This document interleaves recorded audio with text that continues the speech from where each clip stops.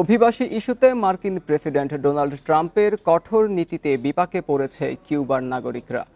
সম্প্রতি অস্থায়ী আইনি মর্যাদা ও ওয়ার্ক পারমিট সংক্রান্ত CHNV প্রোগ্রাম বন্ধের ঘোষণায় থমকে যাচ্ছে অনেক কিউবা নাগরিকের স্বপ্নযাত্রা।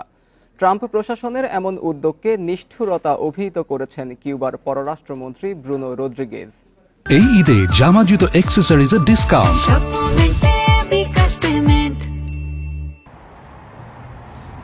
যুক্তরাষ্ট্র গিয়ে মেয়েকে দেখার বাসনা ভেস্তে যাওয়ায় অঝরে কাঁদছেন কিউবান নারী নাইদিন হার্নান্দেজ। কারণ ট্রাম্প প্রশাসনের নতুন পদক্ষেপে থমকে যাচ্ছে তার স্বপ্নের দেশে যাত্রা। সাবেক প্রেসিডেন্ট জো বাইডেনের চালু করা CHNV প্রোগ্রামের অধীনে যুক্তরাষ্ট্রে প্রবেশের আবেদন করেছিলেন হার্নান্দেজ। অভিবাসীদের অস্থায়ীভাবে দেশটিতে বসবাস এবং কাজের অনুমতি দেয়া হয়।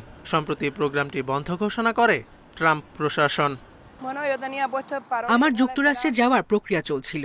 দেশটিতে যেতে চেয়েছি কারণ আমার মেয়ে সেখানে থাকে। তার চলে যাওয়ার 4 বছর হয়ে গেছে।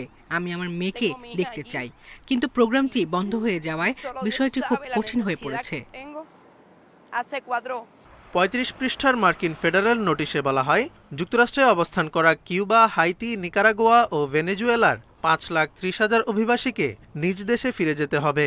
24 এপ্রিলের মধ্যে তা না করলে এসব অভিবাসীর থাকার আইনি মর্যাদা ও কাজের অনুমোদন বাতিল হবে বলেও হুঁশিয়ারি দেয়া হয়।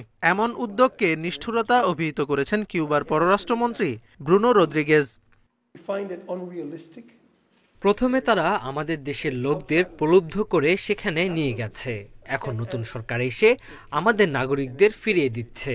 সত্যি যদি তারা এটি করতে চায়, আমি বলবো আলোচনার টেবিলে বসুন।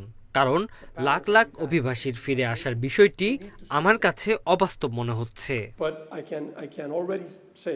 2022 সালে CHNV প্রোগ্রাম চালু করে বাইডেন প্রশাসন। এই প্রোগ্রামের আওতায় স্পন্সরশিপ প্রক্রিয়ায় আবেদনকারীর সাথে যুক্তরাষ্ট্রে যেতে পারত পরিবারের সদস্যরাও।